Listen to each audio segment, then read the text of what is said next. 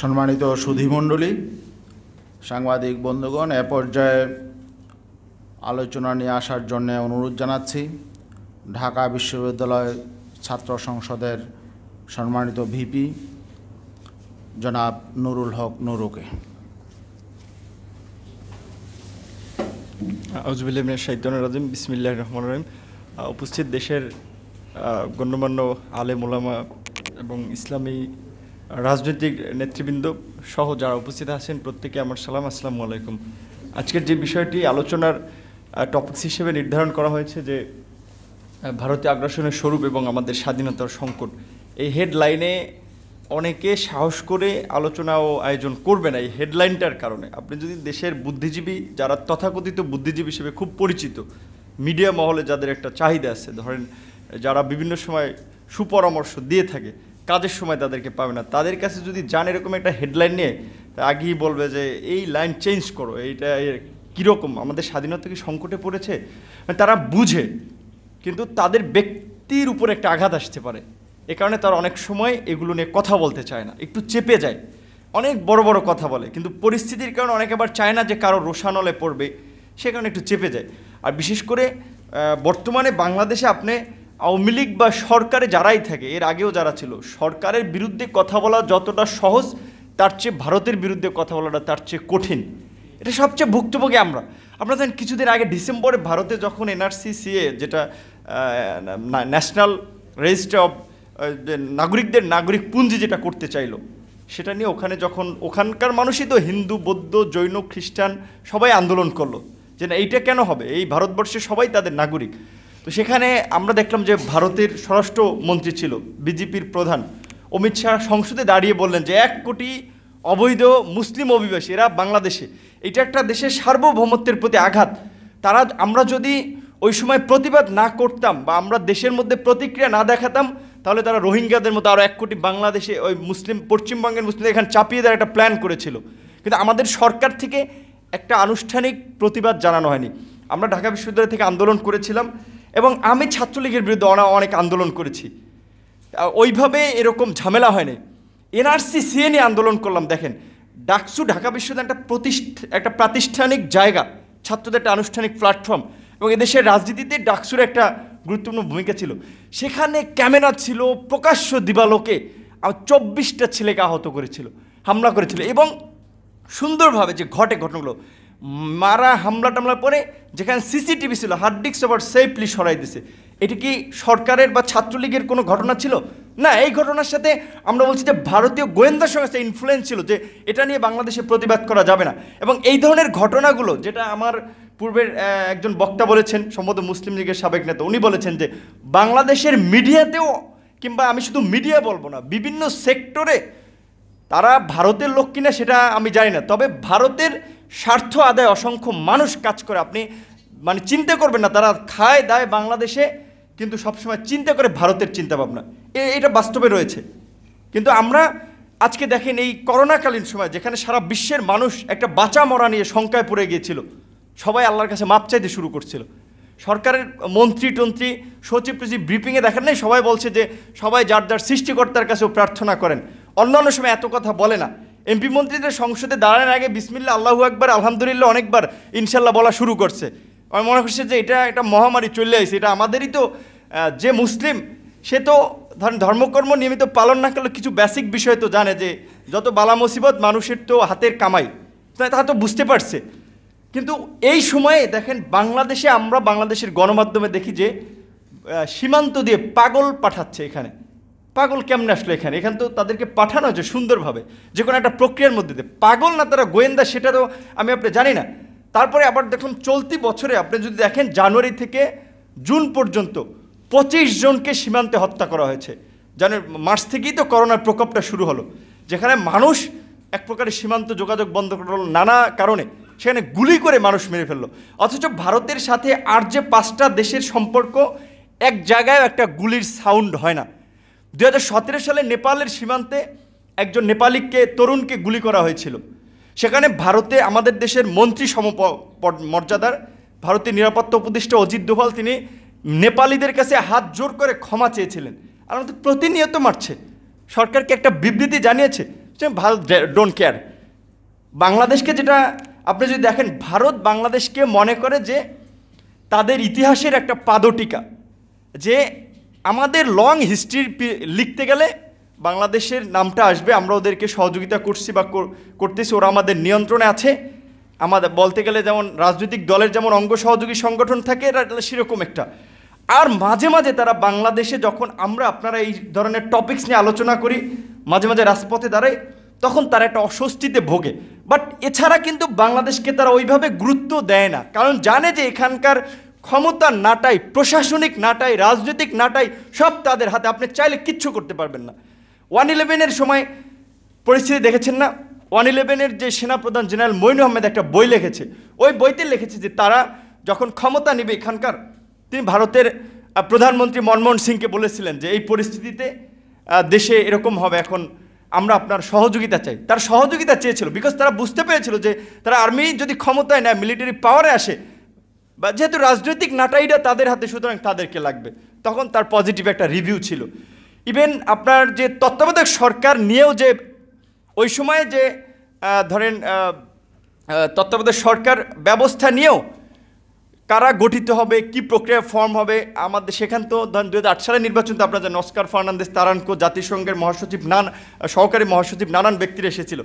লন্ডনের ইকোনমিস্ট পত্রিকায় ভারতের প্রভাব নিয়ে তত্ত্বাবধায়ক সরকার গঠনে বা তাদের একেবারে জড়িত হওয়া নিয়ে বেশ বিশ্লেষণধর্মী কয়েকটা রিপোর্ট প্রকাশ করেছিল।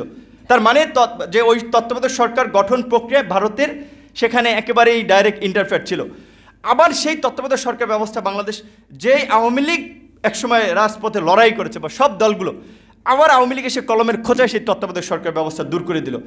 যেহেতু ভারত তত্ত্বাবধায়ক সরকার ব্যবস্থায় সমর্থন ছিল, হয়তো রিমুভ করার পেছনেও তাদের একটা ইঙ্গিত ছিল যে তোমরা করো, আমরা আছি তোমাদের পিছনে।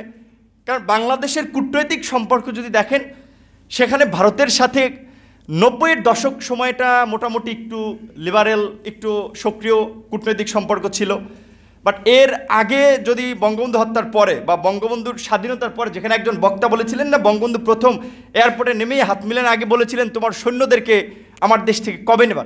কারণ বঙ্গবন্ধু বুঝতে পেরেছিলেন যে তার রাজনীতি তো 2 দিনের রাজনীতি না, এই অনেক আগে থেকে রাজনীতি করে তিনি বুঝতে পেরেছিলেন যে আমার দেশকে নিরাপদ করতে হলে, আমার দেশকে বিদেশি আধিপত্য মুক্ত করতে হবে, ভারতের সৈন্যরা যেহেতু দেশে ঢুকে পড়েছে তাদেরকে বের করে নিতে হবে। সেটা সাহসের সহিত বলেছিলেন বঙ্গবন্ধু।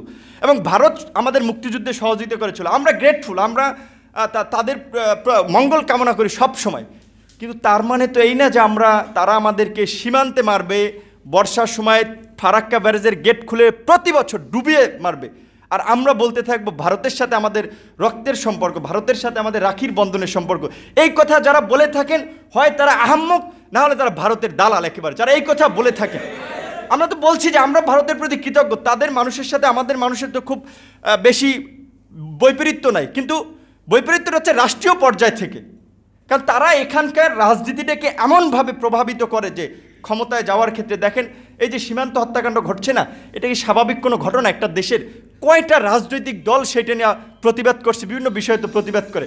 এনআরসি সিএ নিয়ে যখন বলা হলো 1 কোটি মুসলিমকে বাংলাদেশে পাঠিয়ে দেওয়া হবে, রাষ্ট্রীয় পর্যায় থেকে কয়টা দল প্রতিবাদ জানাইছে? কারণ কেউ চায় নাই যে দাদাবাবুরা যাতে অসন্তুষ্ট হোক, এরকম একটা ভারত তোষণের রাজনীতি এখানে চলছে দীর্ঘদিন ধরে। আর বঙ্গবন্ধু এবং আরেকজন বক্তা বলেছেন যে বঙ্গবন্ধু এবং জিয়া হত্যাকাণ্ডের পেছনে আমরা মনে করি এটি দেশীয় কোনো ঘটনা ছিল না, আন্তর্জাতিক একটা বিশাল চক্রান্ত ছিল, এবং সেখানে হতে পারে ভারতের ইনভলভমেন্টও থাকতে পারে। বিকজ আপনি যদি দেখেন, বাংলাদেশকে ভারত সহযোগিতা করছে 74 সালে, আবার ভারত চেয়েছিল যে বাংলাদেশকে ব্যবহার করবে, তারা যে পাকিস্তান থেকে ছুটাইয়া তারপরে তাদের স্বার্থে ব্যবহার করবে। 74 সালে যখন ওআইসি, ইসলামিক দেশগুলোর যে সংস্থা, 74-এ যখন ওখানে যাবেন, বঙ্গবন্ধু সিদ্ধান্ত নেন, ইন্দিরা গান্ধী কিন্তু বঙ্গবন্ধুকে মানে তার মেসেজ পাঠিয়ে না যাওয়ার জন্য অনুরোধ করেছিলেন। বঙ্গবন্ধু কিন্তু গিয়েছিলেন, কারণ তিনি বুঝলেন এখানকার 90% মানুষ মুসলিম, সুতরাং আমি কেন মুসলমান দেশগুলোর সাথে একটা সহযোগিতার সম্পর্ক গড়ে তুলব না। তিনি কিন্তু গিয়েছিলেন। তারপর 74-এ স্থল সীমান্ত চুক্তি নিয়ে, পানি বন্টনের স্বল্পমেয়াদী চুক্তি নিয়ে ভারতের সাথে কিন্তু একটা অসন্তোষ তৈরি হয়েছিল।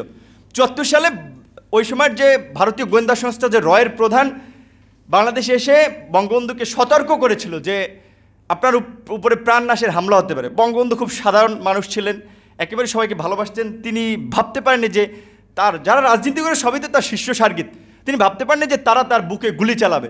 তিনি বলেছিলেন না, ওরা আমার ছেলের মতো, ওরা এই কাজ করবে না, যখন এটা করেছিলেন। অ্যান্ড কেউ কেউ বলে ভারতের সতর্ক করেছিল, যদি সতর্ক করে তাহলে তারা তার প্রিভেনশনে ব্যবস্থা নিবে যাতে বঙ্গবন্ধু হত্যাকাণ্ড না ঘটে।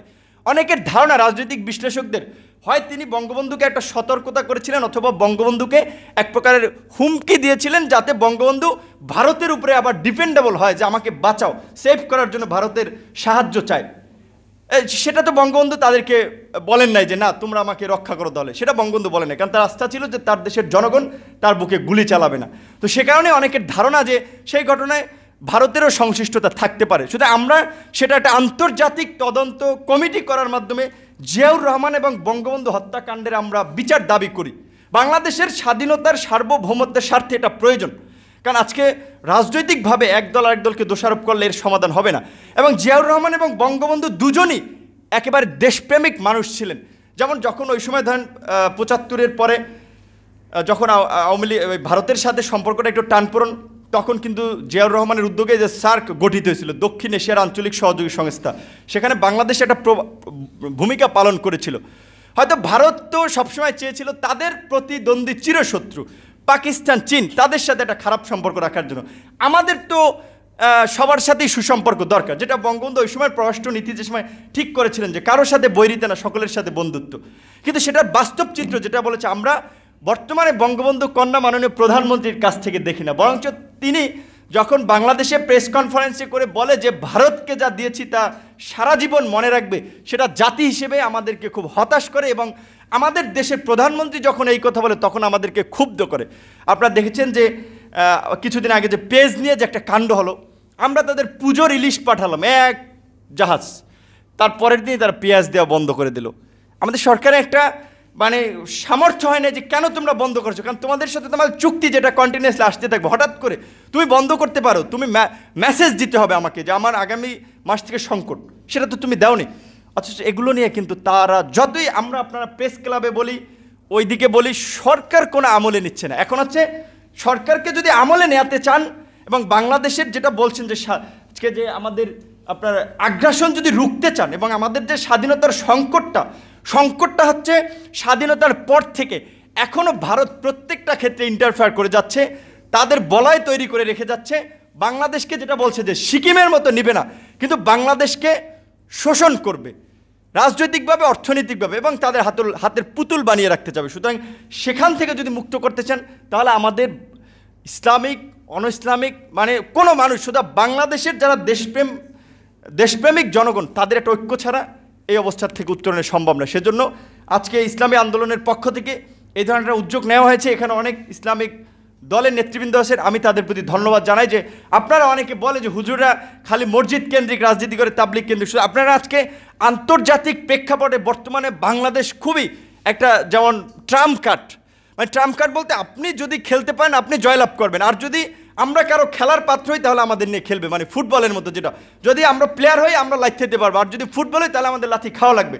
আজকে চীন যেভাবে বাণিজ্যিকভাবে বিশ্ব একটা রাইজিং শক্তি হচ্ছে, তারা চাচ্ছে যে বাংলাদেশে তাদের বিনিয়োগ করতে, বাংলাদেশকে হেল্প করতে, আবার ভারতও চাচ্ছে, আবার আমেরিকাও চাচ্ছে কৌশলগত কারণে যে আমাদের সাথে গুড রিলেশন তৈরি করতে। সুতরাং আমি কেন একটা দেশের উপরে ডিপেন্ডেবল হব? যেই তিস্তা চুক্তি এত বছরেও হয়নি, স্বাধীনতার 50 বছরে হয়নি, সেখানে চীন $100 কোটি তিস্তা ব্যারেজ প্রকল্পে সহায়তা করতে চাইছে। সুতরাং ভারত অখুশি হতে পারে, কিন্তু আমি কেন নিব না? তুমি তো আমাকে তিস্তা চুক্তি দিচ্ছ না। শুধু তিস্তা নয়, 54টি নদীর ন্যায্য হিস্সা আমরা পাচ্ছি না, যে কারণে বলা হচ্ছে যে আপনার শুকনা মৌসুমে উত্তরাঞ্চল ফেটে চৌচির হয়ে যায়, আর এইদিকে বর্ষার সিজনে আমাদেরকে ডুবিয়ে মারে ভারত। অথচ এই ফারাক্কা বাঁধ কিন্তু পরীক্ষামূলকভাবে 41 দিনের জন্য শুরু করেছিল।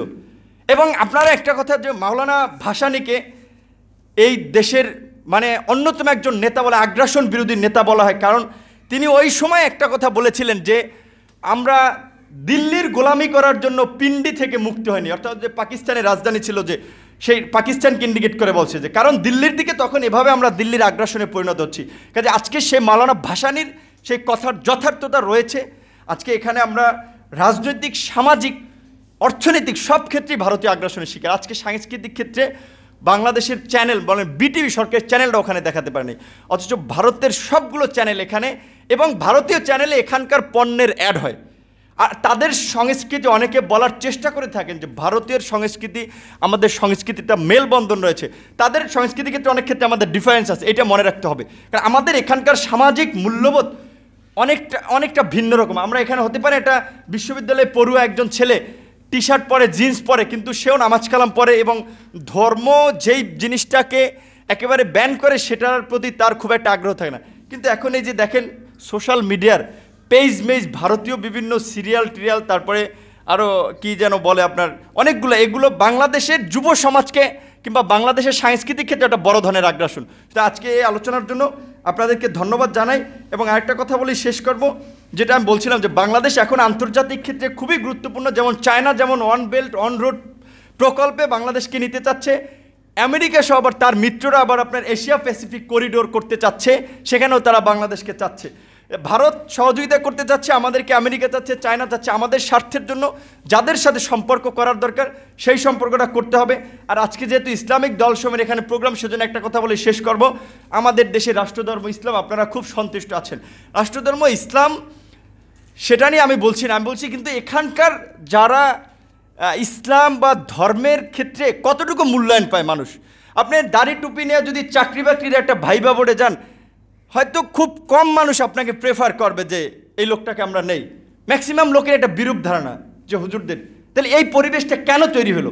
এই ব্যারিয়ারটাও ভাঙার জন্য আপনাদেরকে সমাজের সকল ধারায় মিশতে হবে, সকল জায়গায় আপনাদের প্রতিনিধিত্ব নিশ্চিত করতে হবে, এবং আপনাদেরকেও আপনাদের জায়গা থেকে দাবি জানাতে হবে। শিক্ষকদের সংগঠন আছে, শিক্ষক সমিতি, আমলাদের সংগঠন আছে, আপনাদেরও যারা বিশেষ করে ধর্মীয় বিষয়গুলোকে খুব ভালোভাবে ছড়িয়ে দিতে চান বা এই বিষয়গুলো নিয়ে কাজ করেছেন, ইসলামিক চিন্তাভাবনা করেন, তাদেরকেও এই বিষয়টা আজকে সামনে আনতে হবে যে মাদ্রাসার ছাত্রদেরকে কেন বিভিন্ন ক্ষেত্রে বৈষম্যের শিকার করা হয়। দাওরা হাদিসকে মাস্টার্সের সমমান দিছে, কিন্তু দাওরা হাদিসের মাস্টার্সের সার্টিফিকেট নিয়ে একটা ছেলে জেনারেল লাইনের ছেলের সাথে কি চাকরির প্রতিযোগিতায় কোথাও টিকবে না। কারণ সে তো বাংলা ইংলিশ যেই প্যাটার্নে কোশ্চেন হয় সেটা তো সে পরে আসে নাই, ওইভাবে চর্চা করে আসে নাই। প্রয়োজনে তাদের জন্য যে কর্মক্ষেত্রগুলো আছে সেখানে তাদেরকে ব্যবস্থা করতে হবে কর্মসংস্থানের। আপনি একজন ইমামের পিছনে নামাজ পড়তে পারেন, রাষ্ট্রপতিও তার পিছনে নামাজ পড়তে পারে। আপনি ওই ইমামকে একটা মন্ত্রিত্ব দেবেন, তা তো দিবেন না, তার পিছনে নামাজ পড়তে পারেন, মন্ত্রীও দাঁড়াই যায়। কিন্তু সুতরাং যাদের যেখানে প্রয়োজন আপনাদের অধিকার আদায়ের জন্য আপনাদেরকে কথা বলতে হবে। রাজনীতির পাশাপাশি এই যে মাদ্রাসার ছাত্র বড় একটা গোষ্ঠী, তারা যে বৈষম্য শিকার, এটাও তুলে নিয়ে আসতে হবে। এবং আজকের এই আয়োজনের জন্য বা আমাকেও ছাত্রনেতা হিসেবে এখানে ইনভাইট করার জন্য আপনাদেরকে ধন্যবাদ জানাই। আসসালামু আলাইকুম। অসংখ্য ধন্যবাদ বাংলাদেশের ছাত্র সমাজের প্রতিনিধি ডাকসুর ভিপি নুরুল হক নুরুকে। একটি বিষয়ে বলা প্রয়োজন, আসলে ভারতের যে কোনো আগ্রাসন, যে কোনো অন্যায়ের বিরুদ্ধে কিন্তু ইসলামী আন্দোলন বাংলাদেশ সবসময় রাজপথে অবতীর্ণ হয়েছিল। এনআরসির বিরুদ্ধে, টিপাইমুখ বাদের পরিকল্পনার বিরুদ্ধে কিন্তু ঐতিহাসিক লং মার্চ করেছিল ইসলামী আন্দোলন বাংলাদেশ। এনআরসি সিএ এর বিরুদ্ধে রাজপথে অবতীর্ণ হয়েছিল ইসলামী আন্দোলন বাংলাদেশ। ইভেন যখন বঙ্গবন্ধুর জন্ম শতবার্ষিকী উদযাপনের অনুষ্ঠানে নরেন্দ্র মোদীকে দাওয়াত করা হয়েছিল, সেটারও তীব্র প্রতিবাদে কিন্তু মাঠে ময়দানে অবতীর্ণ হয়েছিল ইসলামী আন্দোলন বাংলাদেশ। যাই হোক, ইসলামী আন্দোলন বাংলাদেশ কিন্তু এই মানে ভারত জুজুতে কোনো রাজনৈতিক কর্মসূচি থেকে নিবৃত থাকে না, বরং যেটা যখন বলা প্রয়োজন সেটা সাহসের সাথে বলার চেষ্টা করে, জনগণকে সচেতন করার চেষ্টা করে। আজকের এই সেমিনারও তারই একটা ধারাবাহিকতা।